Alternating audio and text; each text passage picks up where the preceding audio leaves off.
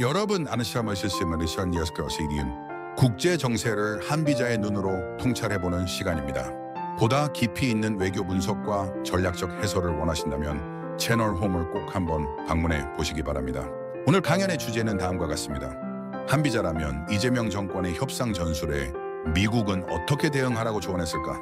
그리고 한 비자는 이재명 정권에게는 미국에 어떻게 대응하라고 조언했을까? 2300년 전의 고대 현자들의 눈으로 통찰해 보겠습니다. 오늘 영상은 흥미로운 질문을 던집니다. 한비자는 미한 관세 협상에 대해 어떻게 생각할까? 현실 정치의 관점에서 볼 때 이 협상을 진정한 성공이라고 할 수 있을까요?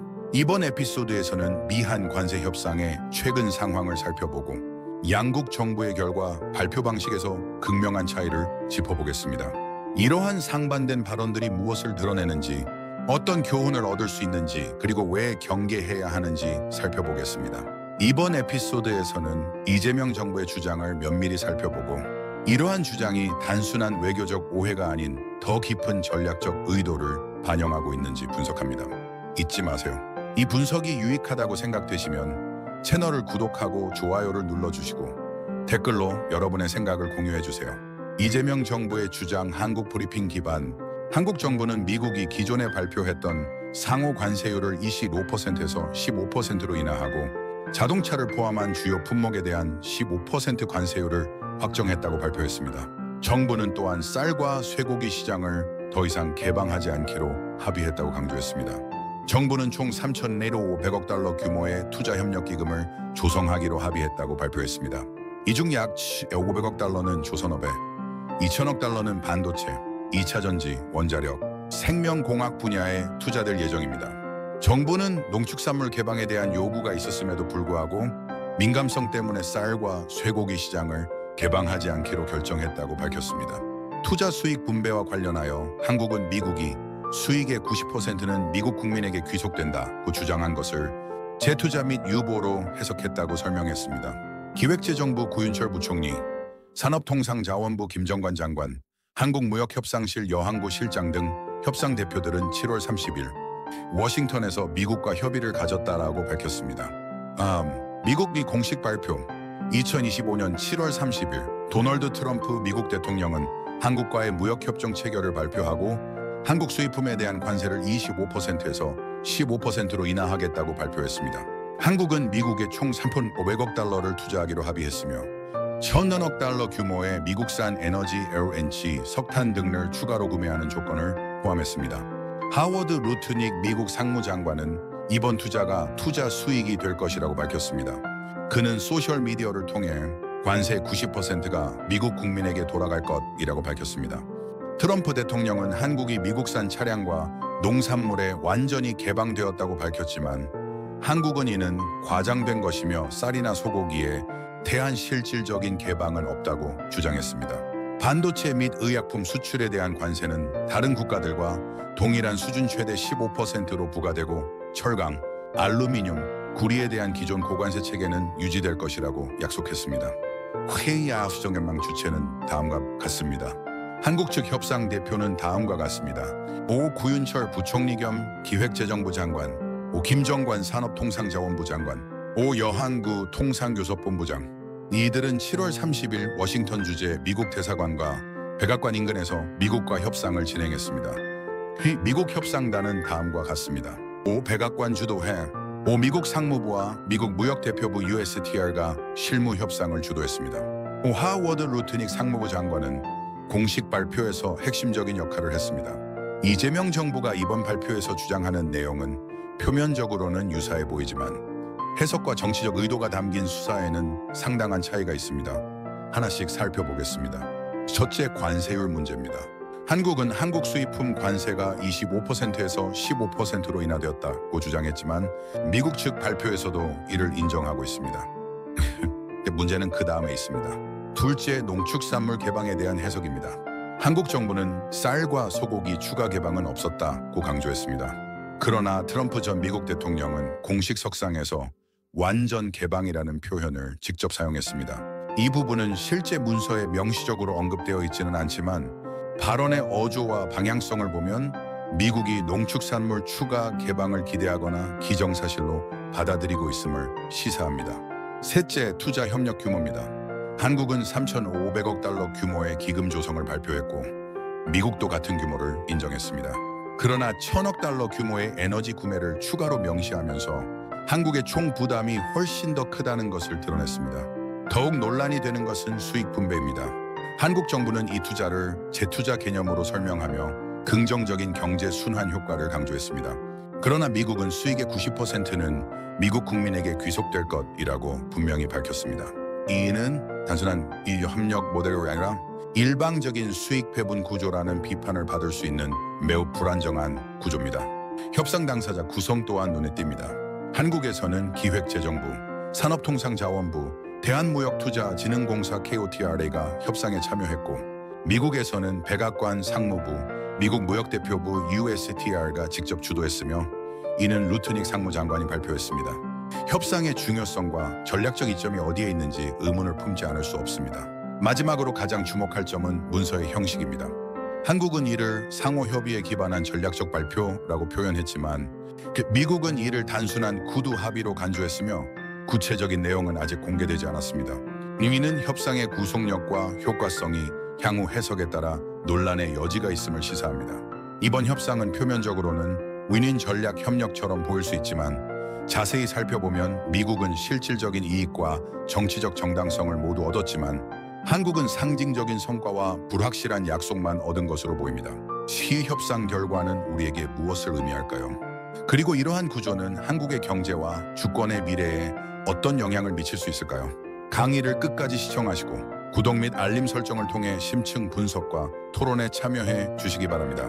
단순한 외교적 수사를 넘어 우리 국가의 본질과 미래를 지키는 통찰력이 필요합니다. 감사합니다. 가라는 결론은 강성을 스라카놈과 개체너십니다. 이재명 정부의 발표는 3,900억 달러 규모의 투자, 15% 관세율, 쌀과 쇠고기 관세 면제, 그리고 투자 수익에 대한 해석을 강조했습니다. 미국의 공식 발표는 동일한 수치와 관세 인하를 공유하지만 미국산 농축산물 관세에 대한 언급과 투자 수익의 90%가 한국 측에 귀속된다는 표현 등 해석의 차이가 있습니다. 이번 협상은 한국기획재정부, 산업통상자원부, 대한무역투자진흥공사 KOTRA가 주도했습니다. 미국 측에서는 상무부, 미국 무역대표부 USTR, 그리고 루트닉 장관이 핵심 협상 역할을 담당했습니다.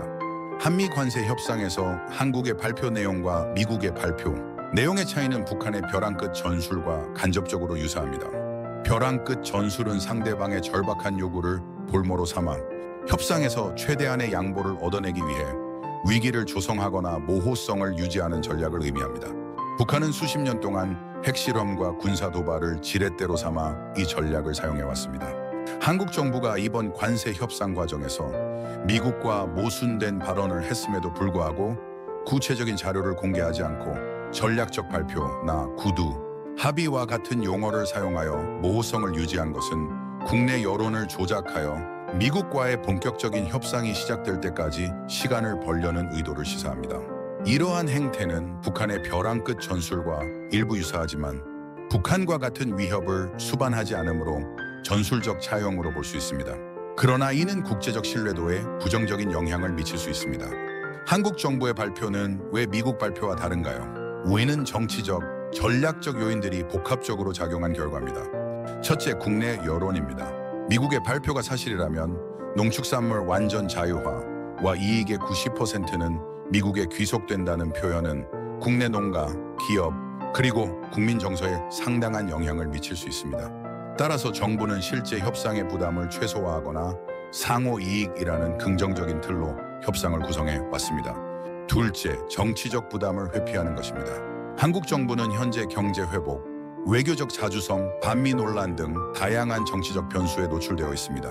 미국의 입장을 그대로 수용하거나 인정하는 것은 야당과 시민단체의 강력한 반발에 직면할 것으로 예상되므로 정부가 의도적으로 발표 내용을 차별화했을 가능성이 있습니다.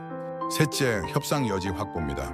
미국과의 협상이 최종 문서가 아닌 구두 합의 수준에 머물러 있다는 점을 고려할 때 한국 정부는 아무것도 명확하게 합의된 바 없다는 입장을 고수함으로써 향후 협상의 여지를 남겨두려 했을 가능성이 있습니다. 넷째, 미국과의 전략적 불균형입니다. 미국은 자국의 정치적 우선순위와 경제적 이익을 극대화하는 입장에서 협상을 주도하고 있으며 합의안을 발표할 주도권도 가지고 있습니다. 실제로 존재합니다.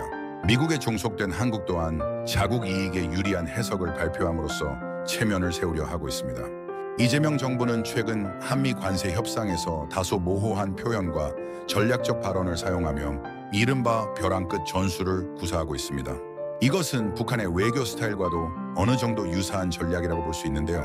이러한 모호성은 국내 정치적으로 유리할 수 있으나 상대국 입장에서는 불신과 경계를 불러올 수 있습니다. 그렇다면 이런 전술에 대해 한비자라면 미국 측에 어떤 전략을 조언했을까요? 그 한비자는 이렇게 말합니다. 연싱이 정젠, 미왕이 자칭. 엄격한 형벌로 간사함을 징계하고 촘촘한 그물망으로 진실을 밝혀야 한다. 즉 모호한 발언이나 거짓 해석을 방지하려면 카말 쿠차르닌디세로멈, 표적 문서화, 조건부 제재 조항 삽입, 투명한 정보 공개 요구 등을 통해 전략적 조작 가능성을 원천 차단해야 한다는 것입니다. 미국은 앞으로 한국 측의 불명확한 수사에 대해 단호하게 법적 틀을 명확히 하며 말과 해석의 차이를 협상의 지렛대가 아니라 불신의 근거로 삼을 수 있다는 메시지를 보내야 할 것입니다. 그렇다면 이재명 정부는 왜 이런 전략을 선택했을까요? 크게 국내 정치적 목적과 국제 전략적 판단 두 가지 측면으로 볼 수 있습니다. 첫째, 국내 정치적 이유입니다.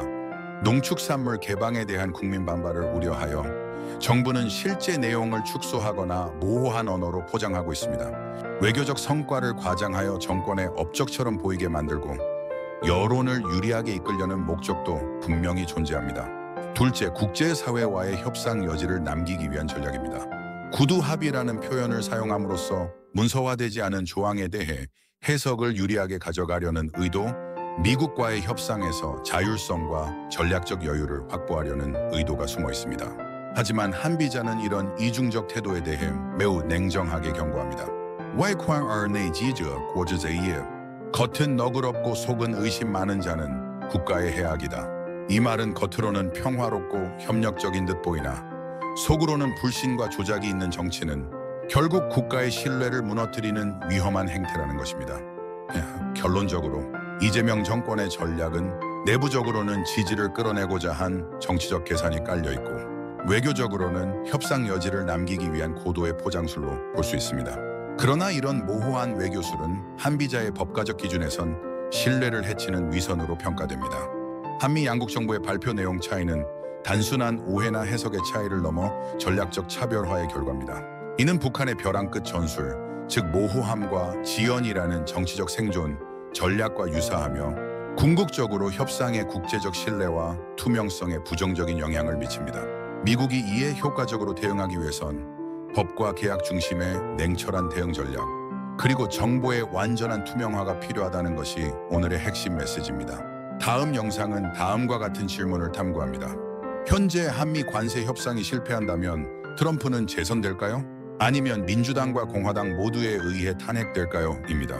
여러분, 이 영상이 도움이 되셨다면 좋아요와 구독, 그리고 알림 설정까지 부탁드립니다.